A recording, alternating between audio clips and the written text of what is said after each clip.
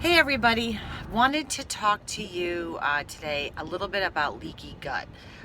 This is something crazy personal for me, and I think it is for a lot of you in the group that are suffering from autoimmune conditions, including rheumatoid arthritis, Hashimoto's, Graves' disease, perhaps if you're feeling joint pain, and a whole host of other health issues that I think functional medicine doctors now are attributing to something called leaky gut. For some of you, this is going to be stuff that you know already, but for those of you that don't, this might be a little bit eye-opening.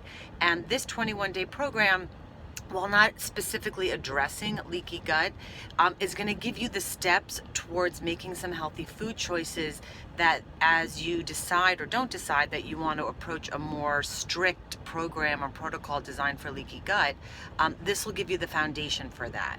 So we're not making every change here for leaky gut, but just about, because I want you to be aware of it. So I just have some notes here that I want to refer to because I don't want to miss anything. So if you see my eyes darting, that's what I'm doing. But the biggest thing that I have learned in the last, I guess, since really 1997, when all of my health issues came to fruition, and through reading, through studying, through working with a lot of different health professionals, is that 80% of our immune system is located in our gut. So when our gut is not healthy, it transcends everywhere in our body and causes havoc in organs and ways in our body that we wouldn't even think was possible. So this is why healing the gut is so important, and why this program, I feel like, is so essential for so many people, and obviously then continuing thereafter. But leaky gut basically occurs when the small intestine gets damaged, because particles basically leak into the bloodstream. So if you picture your small intestine as a net, the net has ripped, and foods you're eating, toxins, things like that, which we'll talk about, are now floating throughout your body and causing issues in other parts of your body. So food, parasites, they enter the bloodstream and they cause different issues. Some would include malabsorption. So why are people who say they eat healthy still nutrient deficient? Why is our country, with all of these protocols we have and all these diets that exist, why are people so malabsorbed? And the key there is, it's not just what you eat, but it's what you absorb. One of the main reasons I love the isotonic capable vitamins that are in the packs that most of you guys got is that they have a high rate of absorption. So everyone absorbs differently based on your gut structure and how you are. But when you take something isotonically, you have a better chance of absorbing it because it gets right into the bloodstream, as opposed to a pill, which, not to get too much into that, but that has binders and coatings and fillers that are hard to break down. So malabsorption, big thing. Nutrient deficiency, things like B12, zinc, magnesium, vitamin D, a lot of different areas where we are vitamin deficient, and we need these vitamins and minerals to have a healthy metabolism. Inflammation, so not just like I had a bump on my head and now I'm inflamed, but internal inflammation. Too much inflammation inside your body makes it hard to lose weight, makes it hard for your body to repair itself, creates an acidic environment in your body. Body and joint pain, how many of you guys are complaining about that? I know this was the hugest thing for me. I felt like a 60-year-old, 70-year-old person inside my 35-year-old body. Having autoimmune conditions, food sensitivities. How many of you guys have taken blood tests and are now seeing a whole host of foods that you are sensitive to that you never were before? Organ failure, rheumatoid arthritis, thyroid conditions. These are all a result of leaky gut. So leaky gut affects people differently. It can affect your whole body though. So it can affect your brain through depression, anxiety, ADHD. It can affect your skin through acne, rosacea, eczema, psoriasis. It affects your thyroid through Hashimoto's, hypothyroidism, and Graves' disease. It affects your colon through constipation, diarrhea, internal bowel distress.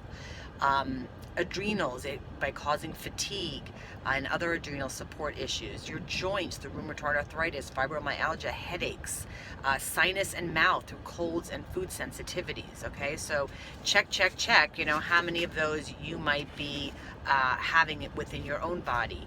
So how do we get them? We get them through toxins. We get them through foods that have pesticides in them, things like Roundup and all that stuff that we're fighting with GMOs, with companies like Monsanto. But I'm guilty of it too, in eating foods that are just not completely GMO free. Certainly was my whole life, and wonder sometimes when I think about my kids' food allergies, if I wasn't in such a state of leaky gut, perhaps some of the food sensitivities and allergies they have wouldn't have existed.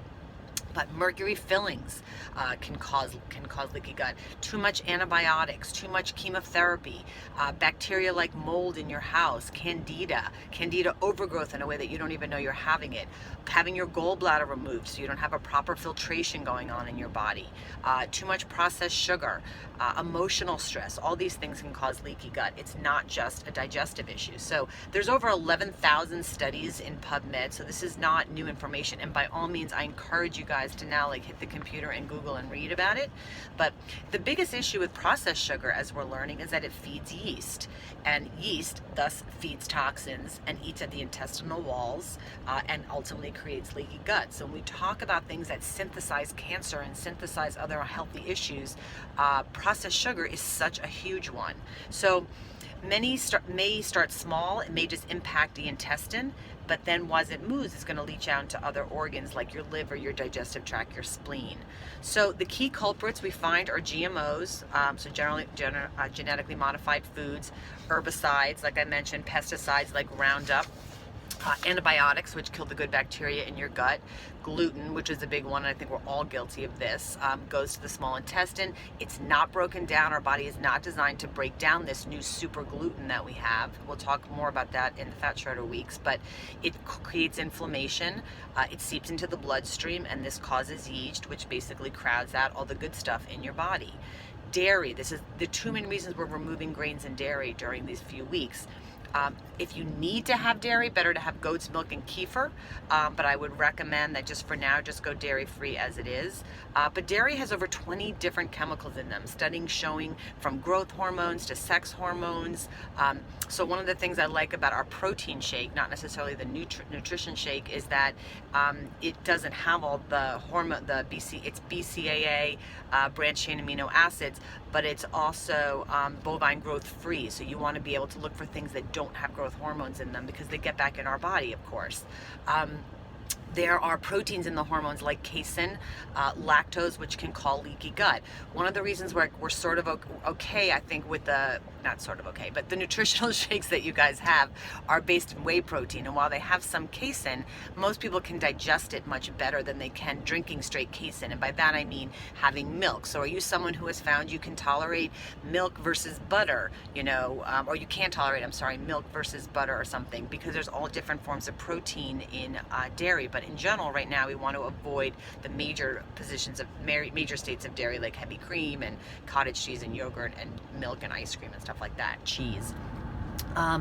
But we need to basically nourish our organs. So things that you're going to hear me talking about over these weeks are bone broth. So why do we want bone broth? It's got amino acids in them.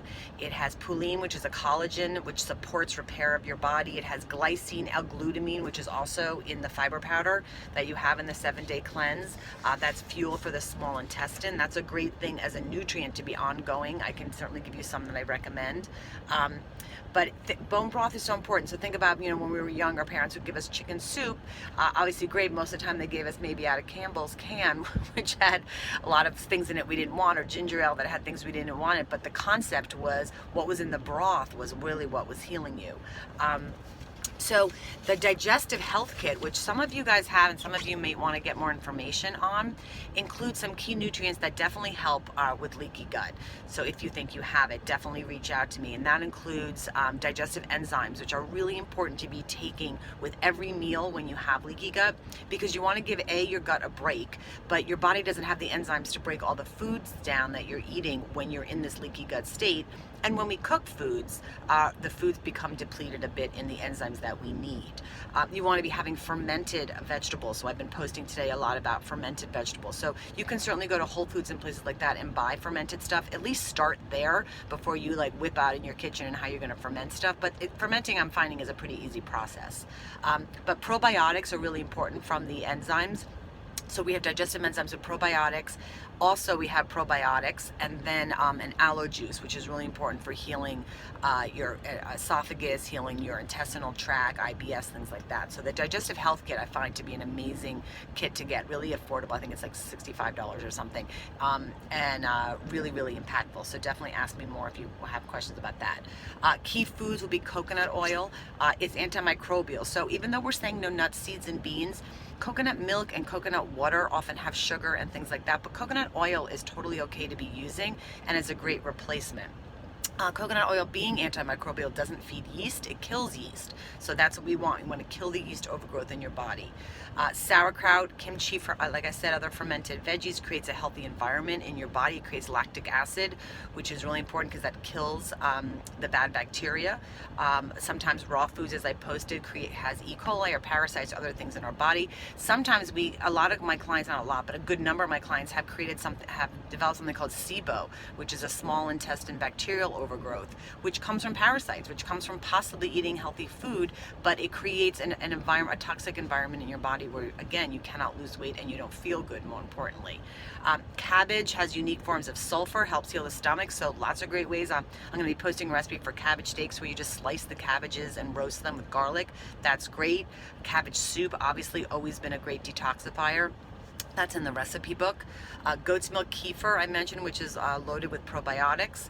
And blueberries. Blueberries, if you're going for veggies, if you're going for fruits, blueberries are one of the best ones to have. Loaded in high antioxidants, nourishes your liver, easy to digest, has great fiber.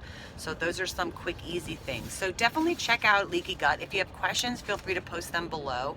And just want to kind of raise awareness more than anything, because I just feel like I went too many years not knowing about this. And when even as I get more and more knowledgeable about all this stuff, I just want to go back and yell at my doctor that didn't educate me about all of this when my thyroid journey began, because there was just so many things that clearly I was doing that created the havoc a bit of the environment that, whether it's hereditary or not, could have created the toxic environment that got me into the state that I was in. Grateful that it happened, and only in the ways that it's allowed me to educate and help others.